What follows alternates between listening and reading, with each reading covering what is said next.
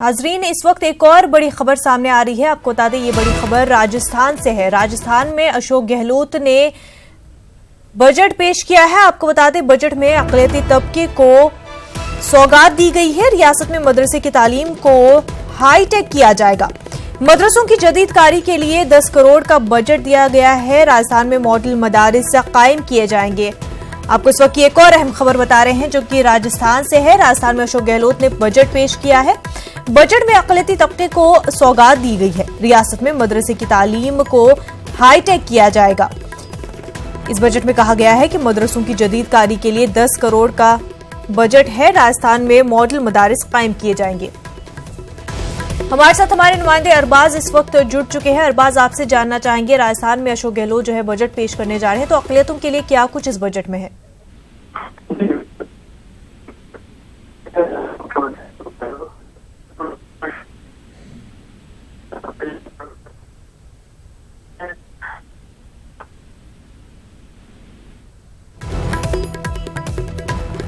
इस वक्त की अहम खबर, राजस्थान में अशोक गहलोत ने बजट पेश किया है। इस बजट में अक़लियती तबके को सौगात दी गई है।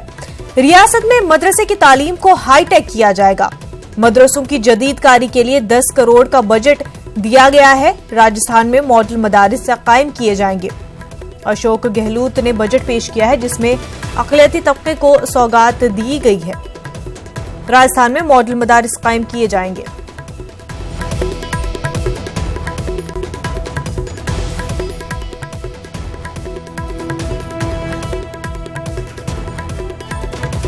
आगे बढ़ते, कश्मीरी अलहदगी पसंद लीडर आसिया अंद्राबी की जायदाद को एनआईए ने अटैच कर दिया है। एनआईए ने आसिया अंद्राबी के खिलाफ जारी केस में उनकी जायदाद को अटैच किया है। आसिया अंद्राबी के खिलाफ टेरर फंडिंग मामले में केस दर्ज है। टेरर फंडिंग मामले में आसिया अंद्राबी को 12 जुलाई तक अदालती तहवील में भेजा गया था।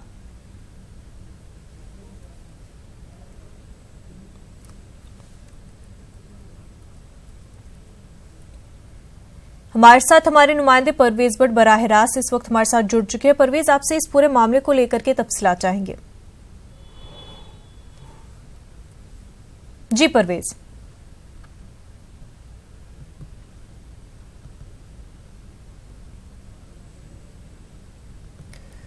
नाज़रीन, आपको बता दें, कश्मीरी अलहदगी पसंद लीडर आसिया अंद्राबी की जायदाद को एनआईए ने अटैच कर दिया है।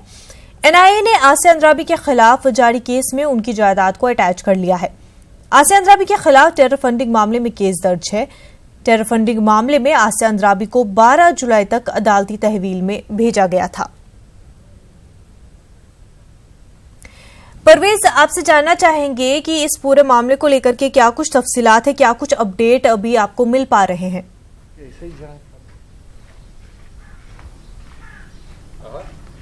जी बिल्कुल मुनज़्ज़म, मैं आपको बता दूं, अभी हम एग्जैक्टली आसिया अंद्राबी के घर के बाहर हैं, जहां सुबह तड़के ही एनआईए ने कार्रवाई करके जो आसिया अंद्राबी का जो निजी मकान है उसको अटैच कर दिया था, उसको सील, एक किस्म का सील कर दिया गया है। ये कार्रवाई जो टेरर फंडिंग के खिलाफ जो मरकजी सरकार की पिछले 1 साल से जो लगातार कार्रवाई चल रही है, उसी कार्रवाई का ये एक हिस्सा माना जा रहा है। एनआईए ने अपनी इस अटैचमेंट शीट में लिखा है कि इस मकान को जो है वो टेरर फंडिंग के लिए इस्तेमाल किया जाता था, टेरर एक्टिविटीज के लिए इस्तेमाल किया जाता था, तो इस वजह से इसको सील किया जाता है। अभी तक अगर हम देखें तो मकान जो है मकान यहाँ श्रीनगर के मज़ाफ़ात में वाक़ा ये मकान है। यहाँ पे ये आसिया अंद्राबी का निजी मकान है। तो कुल मिला के अगर देखें तो एनआईए की जो कार्रवाई है, इसको एक टेरर फंडिंग को रोकने के लिए एक बहुत बड़ा एक इकदाम माना जा रहा है। जहाँ तक टेरर फंडिंग का ताल्लुक है, टेरर फंडिंग के हवाले से बताएं तो जो पुलवामा अटैक हुआ था, पुलवामा अटैक के बाद इस टेरर फंडिंग में शिद्दत लाई गई थी। हालांकि उससे पहले भी जो कई सेपरेटिस्ट लीडर्स थे उनको गिरफ्तार किया गया था। टेरर फंडिंग के हवाले से एनआईए ने काफ़ी छापेमारी उससे पहले भी की थी, या जो बिजनेस एसोसिएट्स जो इनके थे, जो बिजनेस जो टाइकून्स इनके साथ मिले हुए थे, उनके खिलाफ भी काफी कार्रवाइयां की गई थी। तो ताहम अभी की अगर हम बात करें तो आज की सबसे बड़ी कार्रवाई इसको माना जा रहा है, जो कि आसिया अंद्राबी का जो निजी मकान है उसको एनआईए ने अटैच कर दिया है। जी मुनज़्ज़म। परवेज, आपसे जानना चाहूंगी कि आसिया अंद्राबी को कब तक अदालती तहवील में भेजा गया है?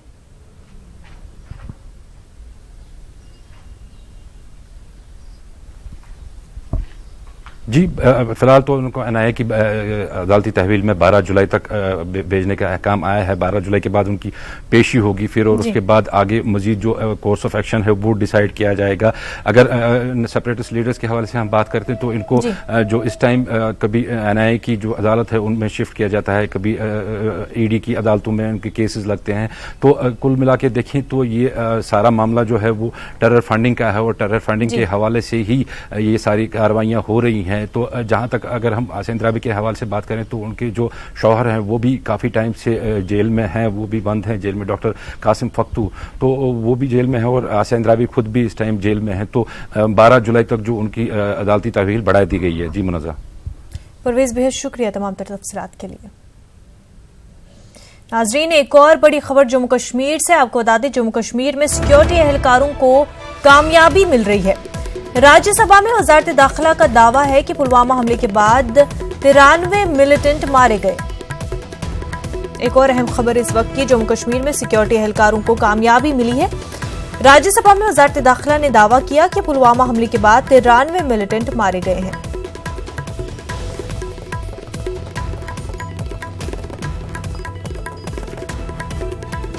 नाज़रीन, जम्मू कश्मीर से बड़ी खबर है। जम्मू कश्मीर में सिक्योरिटी एहलकारों को कामयाबी मिल रही है। राज्यसभा में वजारत दाखिला ने यह दावा किया है। वजारत दाखिला का कहना है कि पुलवामा हमले के बाद 93 मिलिटेंट मारे गए हैं।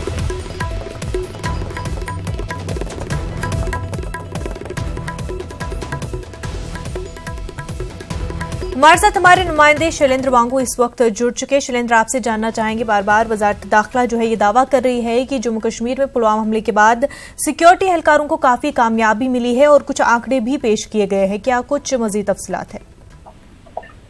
देखिए मुनज़्ज़ा, कल भी होम मिनिस्ट्री की तरफ से लोकसभा में जो बयान दिया गया था उसमें ये कहा गया था कि सर्जिकल स्ट्राइक के बाद हालात बदले हैं और काफी कमी आई है इन्फिल्ट्रेशन में भी, और जो आतंकी जो युवा जो आतंकी संगठन ज्वाइन करते हैं, ग्रुप ज्वाइन करते हैं, लोकल यूथ, उसमें भी कमी आई है।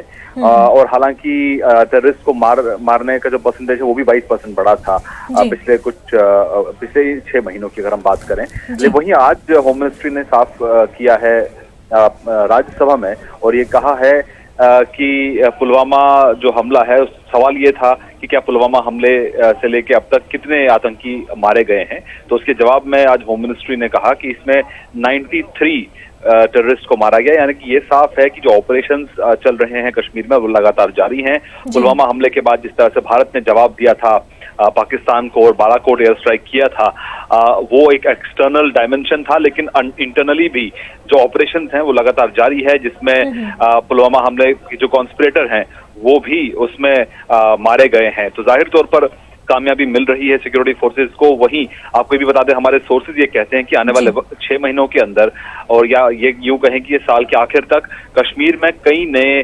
डेवलपमेंट प्रोजेक्ट शुरू किए जाएंगे। खासतौर से अमित शाह का फोकस अब कश्मीर में डेवलपमेंट पर रहेगा अगले 6 से 7 महीनों तक, और कोशिश की जाएगी कि ग्रास रूट लेवल पर लोगों को विकास वहां पहुंचाया जाए, डेवलपमेंट पहुंचाई जाए।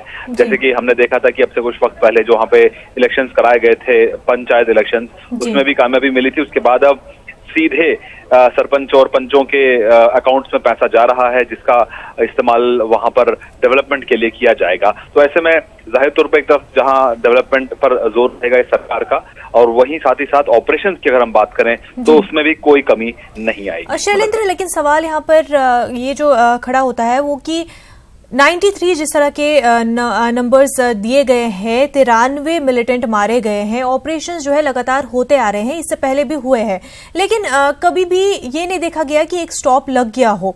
पर ऑपरेशंस लगातार होते आ रहे हैं और भी हमले फिर आगे होते हुए देखे, हमने पास में भी इस तरह से होते हुए देखा है। तो सवाल जो यहाँ पर खड़ा होता है कि क्या ये एक सही स्ट्रेटजी है, क्या ये एक सही प्लान है वादी में हालात ठीक करने का? क्या ये इसको कामयाबी समझा जा सकता है? क्योंकि स्टॉप तो कहीं पे भी लगता हुआ नजर नहीं आ रहा है, ऑपरेशंस लगातार जारी हैं, होते आ रहे हैं। देखिए, हालांकि इसका कंपैरिजन करना कितना सही हो ये कहा नहीं जा सकता, लेकिन जिस तरह से नक्सल एरियाज में भी ऑपरेशन लगातार जारी है और पिछले 5 सालों में वहां पर काफी कमी देखी गई है। एक तरफ जहां गवर्नमेंट वहां पर डेवलपमेंट कर रही है और वहीं नक्सलियों के खिलाफ भी ऑपरेशन चलाए जा रहे हैं। उसी कहीं ना कहीं माना जाता है उसी पैटर्न पर ही कश्मीर में भी अब फोकस रहेगा सरकार का। और एक तरफ जहां वहां पर ग्रास रूट लेवल पर डेमोक्रेसी मजबूत करना और डेवलपमेंट को इनिशिएट करना, ग्रास रूट लेवल पे ये फोकस रह रहा है सिक्योरिटी फोर्सेस का। लेकिन इसमें एक अलग डायमेंशन ये भी है कि कश्मीर में आतंकवाद फैलाने के लिए एक मुल्क का हाथ शामिल है, जो लगातार वहां पर लोगों को भड़का रहा है, वहां पर एजेंडा अपना चला रहा है, इन्फिल्ट्रेशन वहां से जारी है, हथियारों की तस्करी वहां से होती है।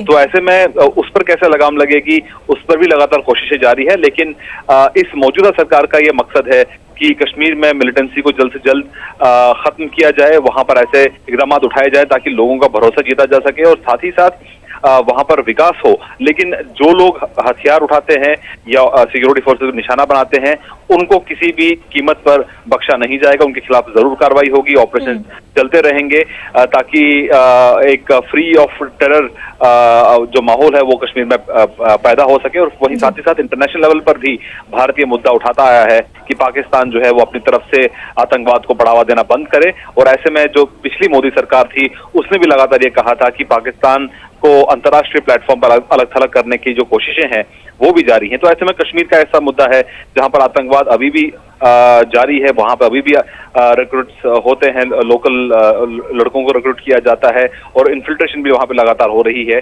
तो ऐसे में चैलेंजेस बरकरार हैं। लेकिन अमित शाह की अगर हम बात करें बतौर होम मिनिस्टर, तो उनका फोकस बिल्कुल क्लियर है कि वो विकास भी चाहते हैं कश्मीर में, लेकिन आतंकवाद को बिल्कुल बर्दाश्त नहीं किया जाएगा।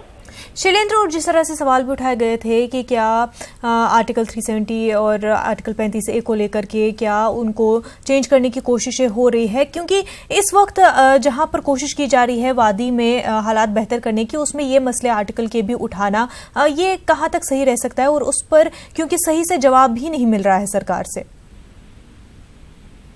देखिए, अब से कुछ दिन पहले होम मिनिस्टर ने खुद दो बिल्स को पेश करते हुए इस बात पर चर्चा की थी और उन्होंने साफ कर दिया था कि आर्टिकल 370 है वो बिल्कुल उस बारे में उन्होंने क्लियर स्टेटमेंट दिया था और कहा था कि आर्टिकल 370 परमानेंट नहीं है। और हालांकि अब से कुछ दिन पहले एक रिटन रिप्लाई में भी होम मिनिस्टर की तरफ से कहा गया है कि आर्टिकल 370 और 35A को लेकर कुछ मामले अभी कोर्ट में चल रहे हैं। तो ऐसे में सरकार अभी उसको लेकर कोई फिलहाल कार्रवाई नहीं कर रही है। तो इशारा इस ओर है कि मामला अभी कोर्ट में है, लेकिन चर्चा लगातार जारी है क्योंकि जो जम्मू कश्मीर की लोकल पॉलिटिकल पार्टीज हैं, जो रीजनल पार्टीज हैं, वो भी लगातार इन मुद्दों को उठाती रहती हैं और इनको उन पर चर्चा रहती है। और वहीं साथ ही साथ सेंट्रल गवर्नमेंट का अगर हम चुनाव के वक्त की बात करें तो उस वक्त भी कहा गया था कि आर्टिकल 370 और 35A हटाया जाएगा। तो ऐसे में आगे के लिए क्या। शुक्रिया तमाम तफसीलात के लिए।